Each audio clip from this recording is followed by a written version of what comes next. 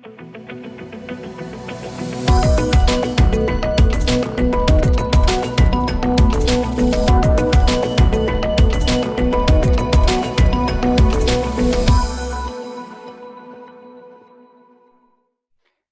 to this live chat facility tutorial. We have had a lot of questions recently about the chat facility and how to use it, so let's get into the video. The chat facility is built with students in mind, with a tool that doesn't need to be parent or teacher led. Each of our pages are linked to the person behind the broadcast, even after it's finished, so you can always ask your questions and get a response about the broadcast. So, let's have a look at how to use the chat facility. To use the chat facility, the first thing to do is to type your comment or question into the chat box.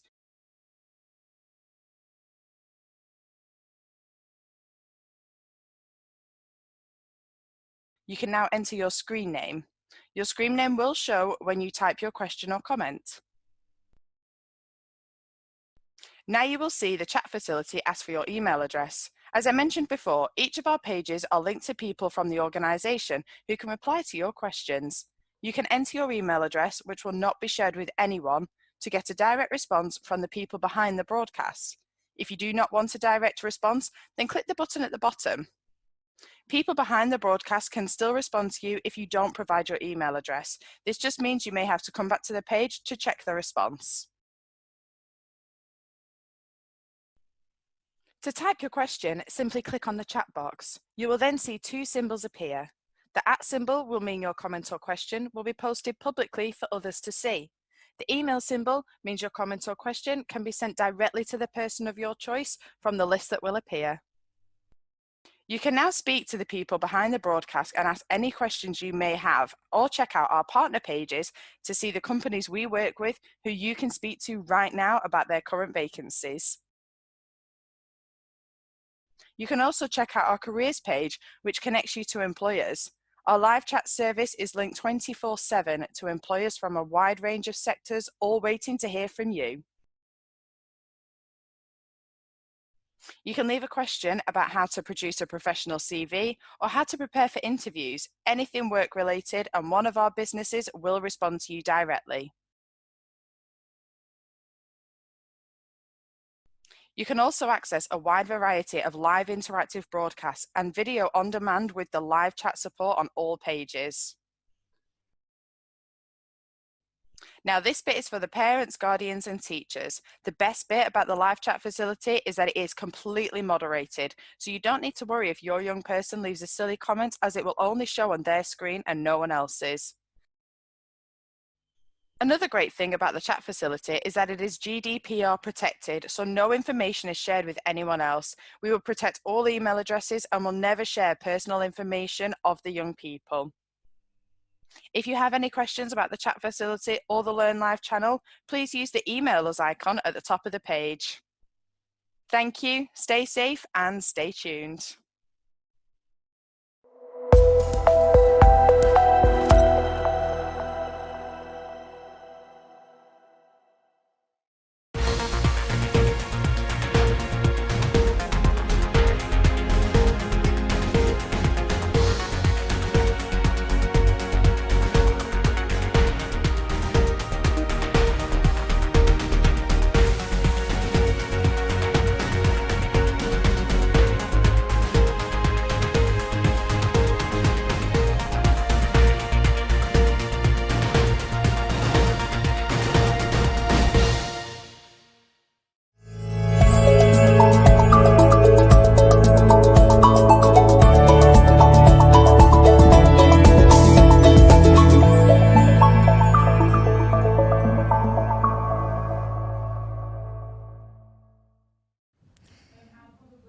Hello and welcome to the Learn Live channel and to today's Winsford Wellbeing 2021 broadcast in partnership with Higher Horizons.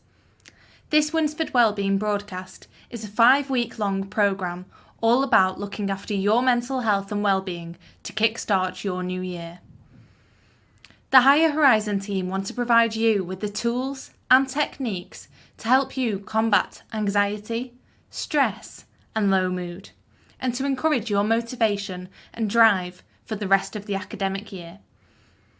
Every Monday, there are sessions available from world champion skater Jenna Downing, as well as sessions from Higher Horizons Plus and the University of Chester staff.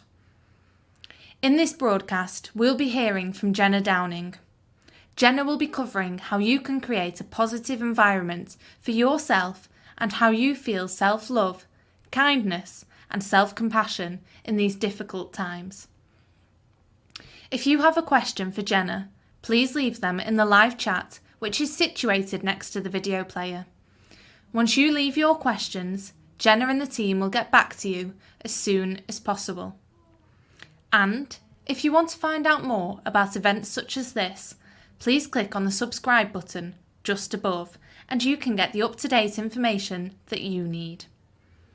I'm now going to hand over to Chloe from Higher Horizons as she introduces the rest of this Winsford Wellbeing 2021 broadcast. Now, over to you, Chloe.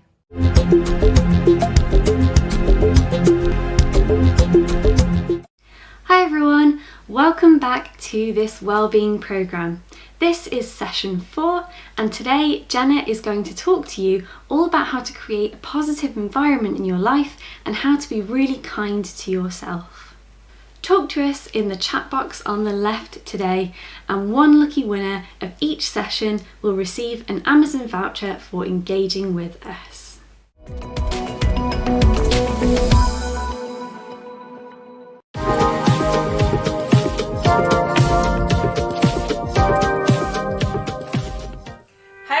It's Jenna and welcome to this virtual wellbeing series. Today's session is going to focus on our environment and how we can create a positive environment to cultivate a positive mindset. Now, as an elite athlete, creating a positive environment to make good choices and form good habits has been key to my success. Did you know that the average adult makes 35,000 decisions every day? These decisions or choices can be what time we choose to get up in the morning, who we choose to spend our time with, what we choose to have for breakfast, what music we decide to listen to. Think about the choices that you have made so far today. Can you list 3 negative choices and 3 positive choices? Think about the effect that these choices may have had on your day.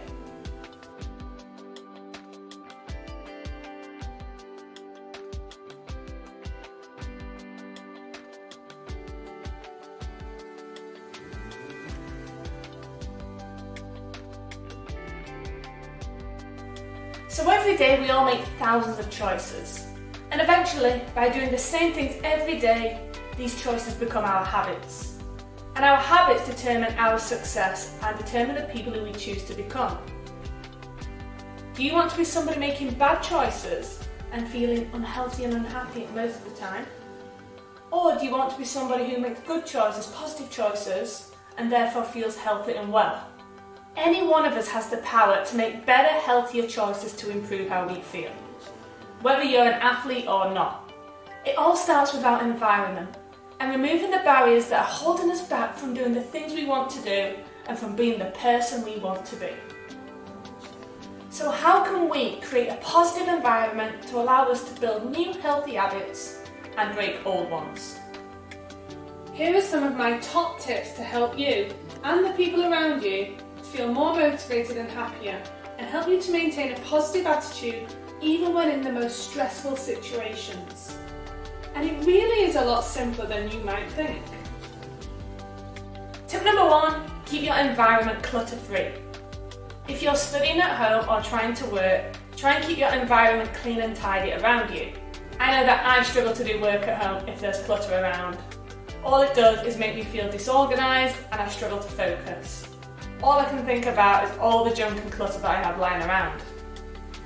And actually, research shows that living in a messy environment is correlated with low levels of well-being, unhealthier eating patterns and less efficient thinking. So if you're studying at home or doing your homework, make sure your space is tidy and clutter-free first. Maybe do this first thing in the morning before you start your day, or dedicate one day a week to clean your room and clean the spaces around your house. It will give you a sense of achievement, help you to feel good, and most importantly, you'll be able to focus on your work or studies. Plus, it will put your parents or carers in a good mood, so it's worth it just for that. Look around you right now. Does your space look clean and tidy? I'm going to give you 1 minute to tidy up your space and make it more organised. Are you ready? Let's go!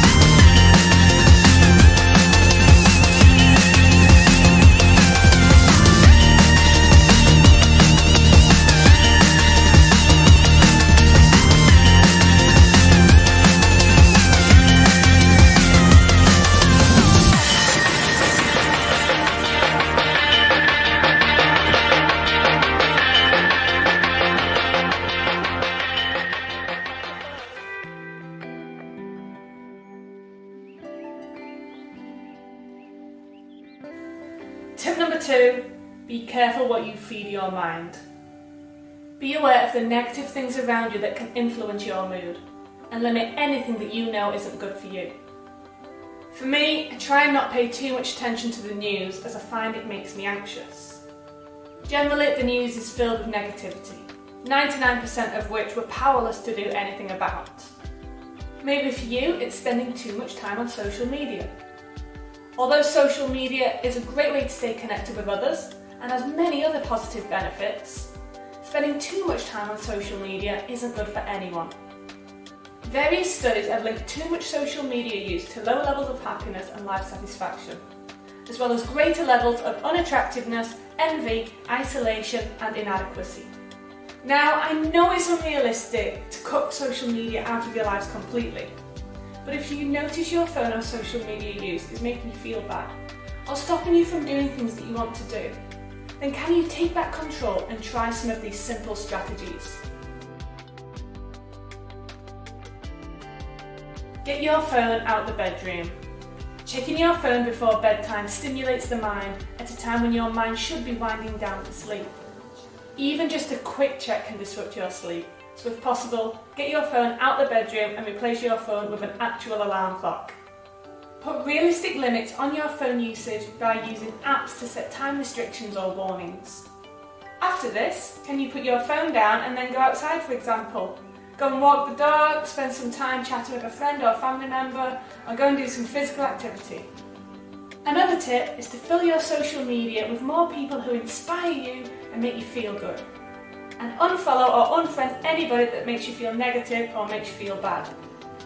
Turn off alerts so that you can control when you check your social media rather than it controlling you. And always remember that you're viewing carefully selected images of others, images that other people want you to see. And these are not always realistic or helpful. Think of something that you've been doing recently that has influenced your mood in a negative way. It might be to do with your phone or social media use, but it might not. How can you stop doing this thing? Or, if you can't stop doing it, what could you do to limit this habit?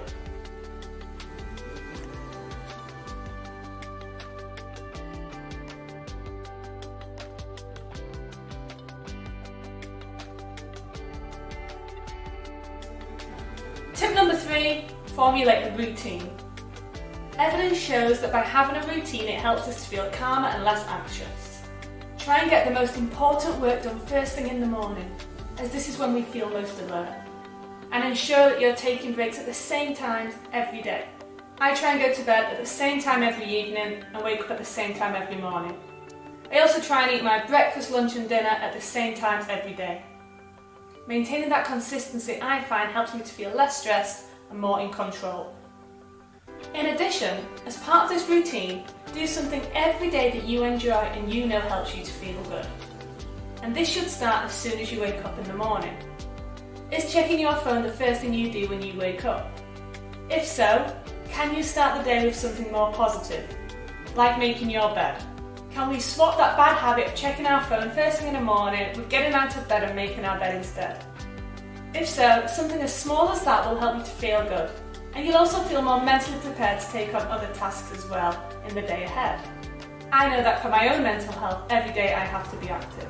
Whether that be going out on my bike, out on my skates, out for a run or walking my dog. I have to do something that's physically active every single day. Equally, I also like to eat nice meals, spend time with loved ones, listen to relaxing music and watch my favourite movie. They're the things that make me feel good. So every day I try and do something that's going to lift my mood and make me feel happy. Write down a list of activities that you enjoy doing. What sorts of things make you feel good? And how can you ensure that you spend more time doing these things?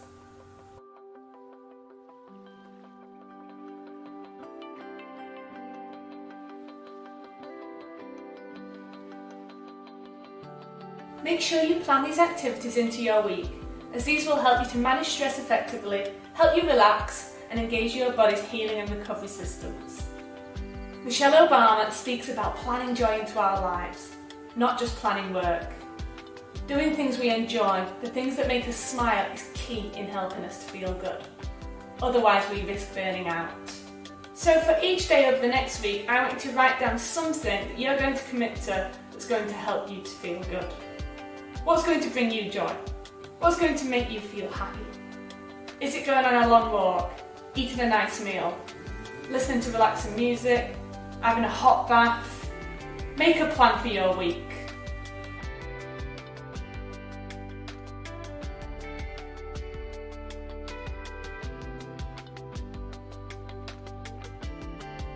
Tip number 4, have a good team of people around you.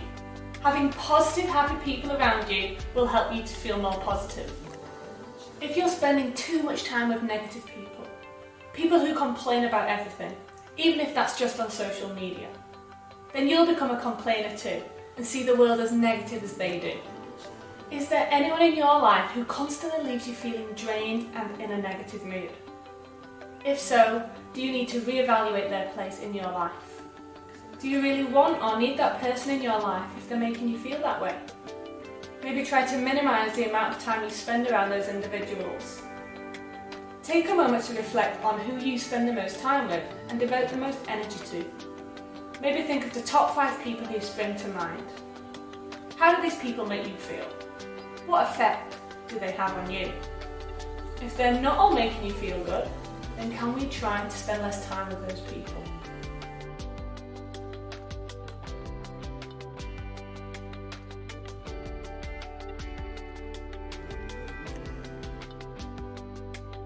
Next, write a list of all the positive thinkers in your life, your best buddies, the ones who support you through the good times and the bad times, the ones who inspire you. Next to each name, write down what it is they do to make you feel that way.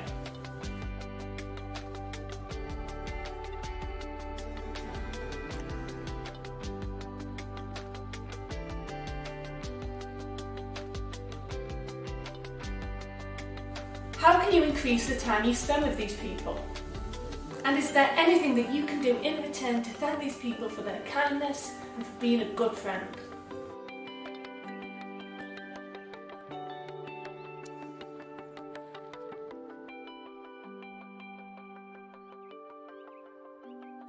Tip number 5, post motivational messages everywhere. What you see day after day is what you internalise. So begin to fill your space wherever you spend most of your time with positive messages.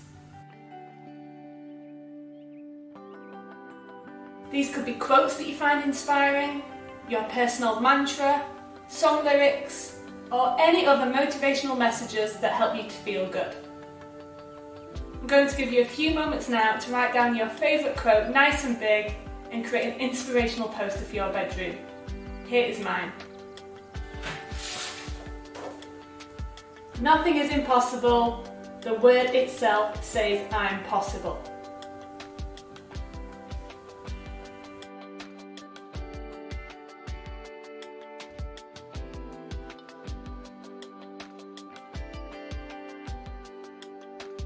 Make sure you put this somewhere where you can see it every day. You can stick it to your bedroom wall, take it to your mirror where you get ready every morning, stick it to your computer monitor, or maybe you decide to create an inspirational background for your phone or tablet. It's much harder to develop a positive mindset in a negative environment. So by changing your surroundings, this will support positivity. Now to finish, I want to know one thing that you're going to do differently as a result of this session.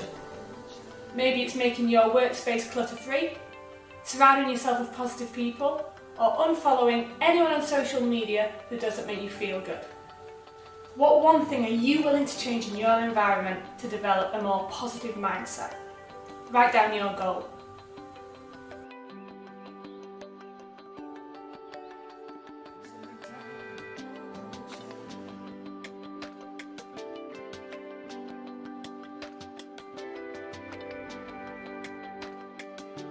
And good luck with achieving those goals. To finish, I'm going to leave you with my favourite quote: "Nothing is impossible, the word itself says I'm possible." Don't forget that.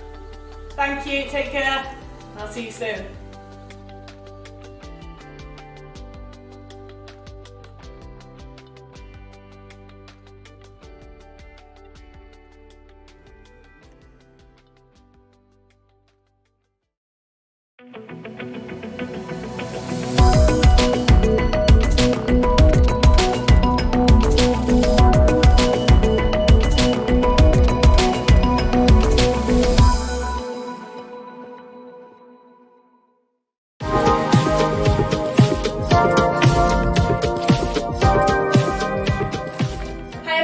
It's Jenna here, and welcome to this virtual wellbeing series.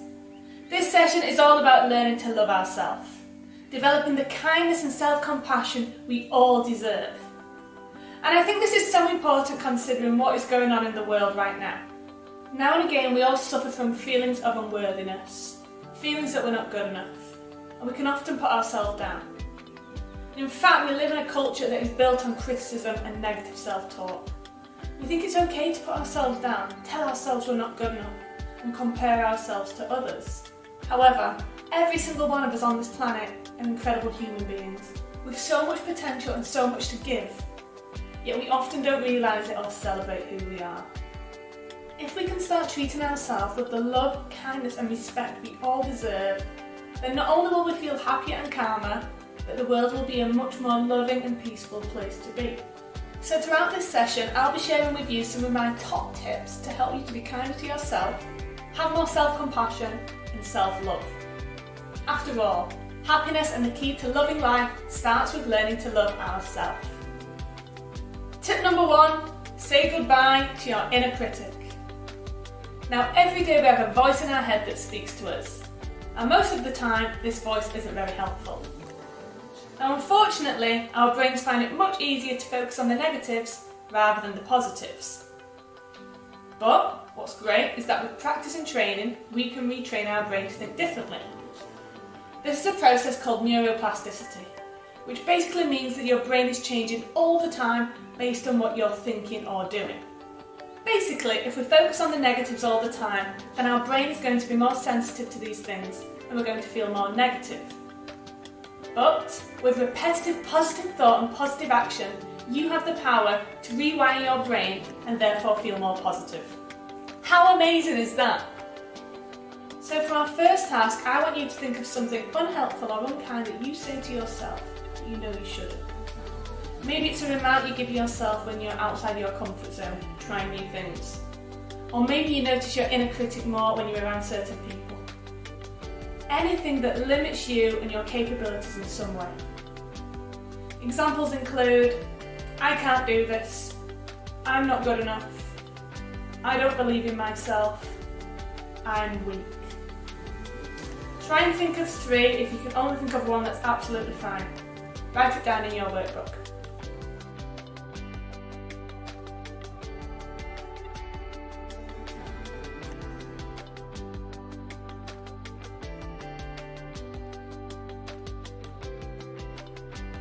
Now I want you to know that it's absolutely normal to have these thoughts from time to time. Everybody experiences negative self-talk. But if you notice these thoughts holding you back or stopping you from doing things that you really want to do in life, then we need to take steps to help manage these thoughts. For me, for example, I can be stood at the top of the ramp about to try a trick and have all these thoughts running around my mind. Negative thoughts, thoughts that can overwhelm me. What if I fall? What if it goes wrong? What if I get injured? And if I listen to those thoughts for too long, if I listen to that negativity, that self-doubt, that when it comes to actually trying the trick, it will go wrong. So over time, I've had to learn to leave that fear at the top of the ramp, manage that negative self-talk and reframe it so that I only think positive thoughts, motivational thoughts, thoughts that are going to help me with my performance, thoughts that are going to give me the confidence to go out there and perform at my very best. Tip number 2, speak only kind words to yourself. First of all, well done for recognising your negative self-talk and for writing it down. I appreciate that that can be really difficult to do. But by recognising our thoughts and becoming aware of them, that's the first step in becoming kinder to ourselves. The next time you notice a negative thought creep in, I want you to notice it, acknowledge the thought as an outside observer, and then mentally yell, "Stop!" Do not let that thought enter your mind. Remind yourself that these negative thoughts are just stories that we tell ourselves. Stories that are created unhelpful emotions like worry and fear. If you don't like something about yourself, then change the word you use to describe yourself and tell yourself a different story. For example, if you've always put yourself down as being too shy or not confident enough, then can you start to describe yourself as a confident person, as one that is outgoing? Our thoughts are really powerful and we soon start to believe them. Force yourself to think different thoughts, even if at first you might not believe them. Sometimes we just have to fake it until we make it. So, the next time you notice a negative thought creep in, notice it, stop it from entering our mind, and then can we reframe that thought into something more positive? The sooner we start to follow these steps, the sooner we'll start to break this cycle and start to rewire our brain. Now refer back to your worksheet and have a look at your negative self-talk. How can we reframe those phrases into something more positive? What could we say to ourselves instead? For example, if we have put, "I can't do it," next to that, can we write, "I can do it"? "I'm not enough," can we reframe that to "I am enough"? "I'm not good enough," "I am good enough." Make it really positive.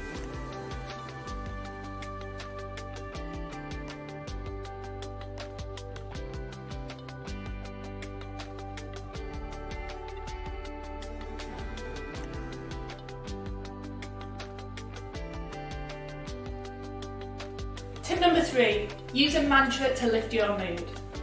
If you're overthinking or worrying about something, then referring to a positive phrase or mantra often can give you some motivation and a boost of self-confidence if you're going through a tough time or challenging situation in life.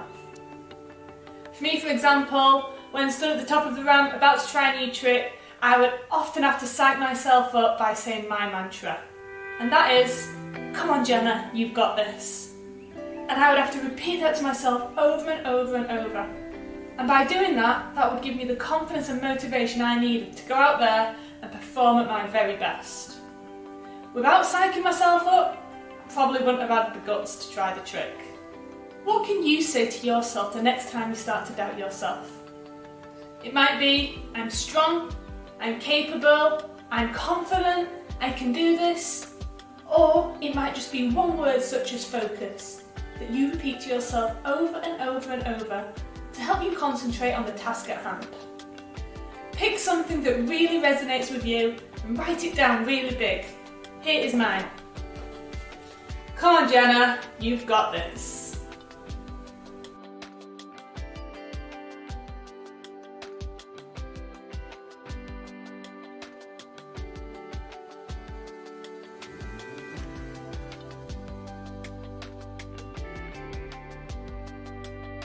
Practice this mantra every single day. Can you repeat it to yourself over and over when you wake up in the morning? Can you repeat it to yourself when we're going through difficult circumstances or tough times? The more repetitions, the more we'll start to believe it. The more we believe it, the more confident we're going to feel in ourselves. Tip number 4, adopt positive body language. Research suggests that our body language governs how we think and feel about ourselves. And our bodies, and how we hold our bodies, can have a big impact on our minds. In other words, by commanding a powerful stance, this can reduce stress levels, reduce anxiety, and improve our levels of self-confidence. Think about the postures that you adopt during the day when at home or at school. For example, do you sit slumped all day, i.e. with your chest hunched, your arms folded and your head down? Now there's a direct link between the body and the brain, and if we're sitting hunched and slumped all day, then that's telling our brains that we're uninterested. However, if we open up our bodies, put our shoulders back, our head is up, then we're telling our brain that we're confident, we're in control and we're ready for what's to come. Give it a go. Which one feels better for you? Body slumped, crouched, inward, or bodies open, confident, powerful and in control? I know which one I prefer. We often take our body for granted, but having good body posture has positive effects on our mood and can also maintain high levels of self-esteem and positivity when in times of stress. So, what can we do about it? First of all, smile. Smiling and laughing are contagious and they're absolutely free. Research shows that when we smile, it activates the brain patterns of positive emotions. Not only that, but you will also help other people around you to smile too. Even if you don't feel like smiling, smile anyway. It might just turn your day around. So, turn to the person next to you and give them a smile. Next, adopt a power pose for 2 minutes.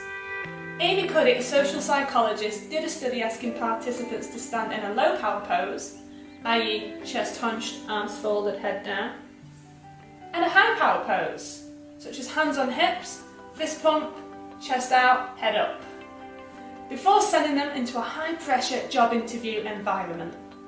It was found that those who maintained a high power pose for 2 minutes actually felt more powerful and as a result performed better in the mock interviews than those that did not. Athletes all over the world are known for using power poses before a competition to help reduce levels of anxiety and improve self-confidence. Why do you think Usain Bolt would dab before and after a competition? Or have you seen Mo Farah do his robot sign? These are all examples of power poses to help the athletes feel more confident in themselves. Before a competition, I had a ritual where I had to put on my skates, pads and helmets in a certain way. And unless I did this, I didn't feel mentally prepared and ready to go out there and perform at my best.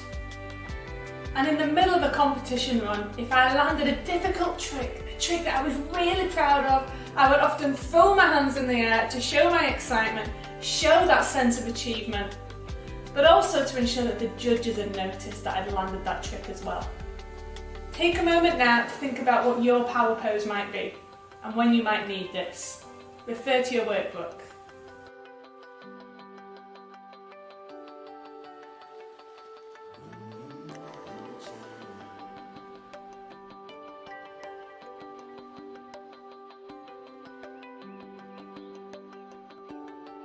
Now for 30 seconds, I want everybody to hold their power pose. Here's mine.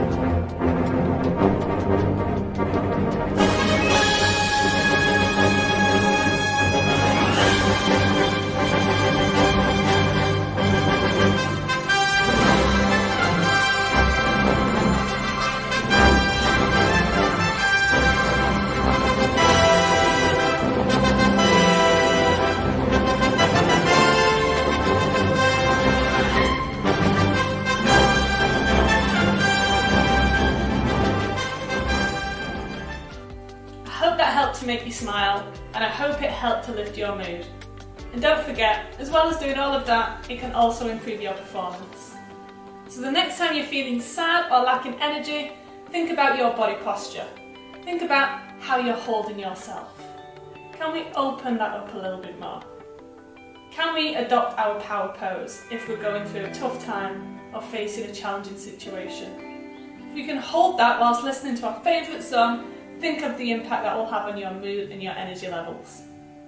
Tip number 5, be mindfully grateful. Being grateful for even the smallest things in life is proven to be really powerful. Rather than focusing on what we don't have, let's try and focus on what we do have right now. And these can be small things such as having food on the table in front of us, having a roof over our head, having a kind and loving family, having good friends. At the end of each day, I try and think of 3 things that I'm grateful for that day.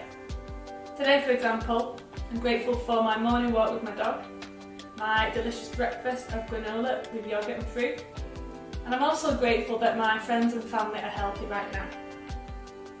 What are you grateful for today? Turn to your worksheet and write down 3 things that you're grateful for.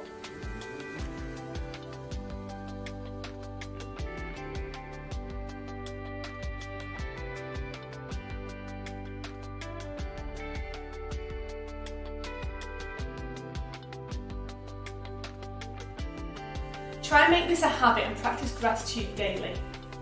You can write it down as part of a gratitude journal, go on gratitude walks and notice the beauty and nature all around you, or you can simply tell a family member what it is that you're grateful for. Try and think of new things each day to be grateful for.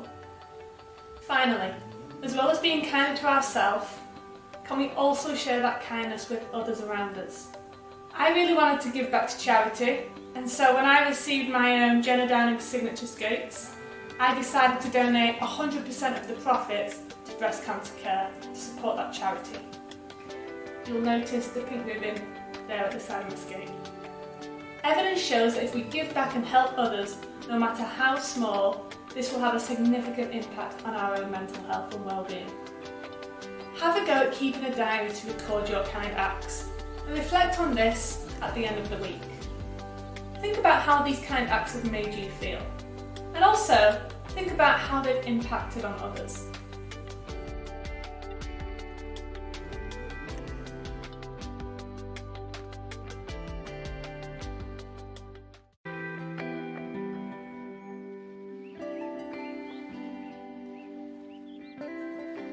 To finish, our relationship with ourselves is quite possibly the most important relationship we will ever have. It's certainly the longest. So let's make this relationship the best it can possibly be, and choose to show ourselves and others the kindness and love and respect we all deserve. As a result of this session, I would like to know one thing that you're going to do differently in order to achieve this. Thank you, and remember, small daily habits lead to long-term growth. The more we can practice these positive thoughts and positive actions, the more likely we are to stick to them. And only then will they become our habits. Take care and good luck. Bye.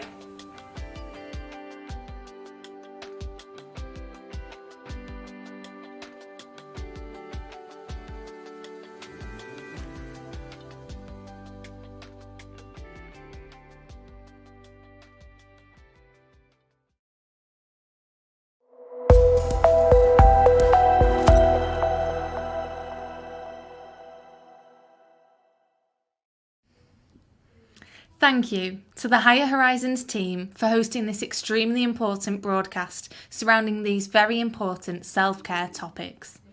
And thank you to Jenna for sharing with us those incredible pieces of information around positivity, self-love, kindness, and self-compassion. Remember, if you have any questions for any of our speakers today, please leave them in the live chat, which is next to the video player. Once that has been sent, the teams will answer your question as soon as possible. And if you also missed any of our speakers or would like to look back on any of the content, please look below the video player where there is the on-demand section. They're available to you, your family and friends 24/7, so please look to your leisure. That's all from us today. Join us tomorrow on Tuesday the 2nd of February at 10 a.m. as we will be back with day 2 of the DEC Virtual Work Experience event. Are you up to the challenge? Find out by taking a look at their page. You won't want to miss it. For now, stay safe and stay connected.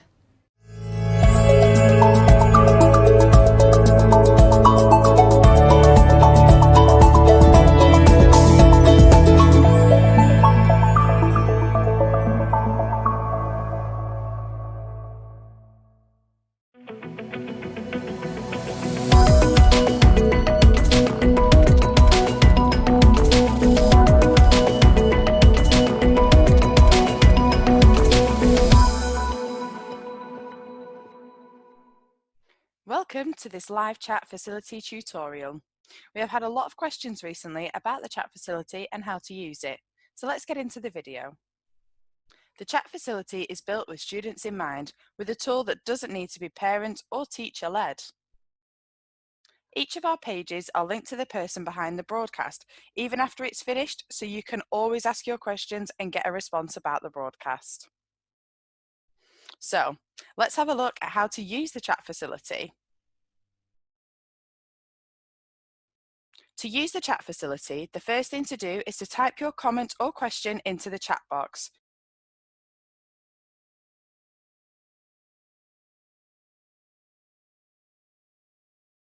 You can now enter your screen name. Your screen name will show when you type your question or comment. Now you will see the chat facility ask for your email address. As I mentioned before, each of our pages are linked to people from the organisation who can reply to your questions. You can enter your email address, which will not be shared with anyone,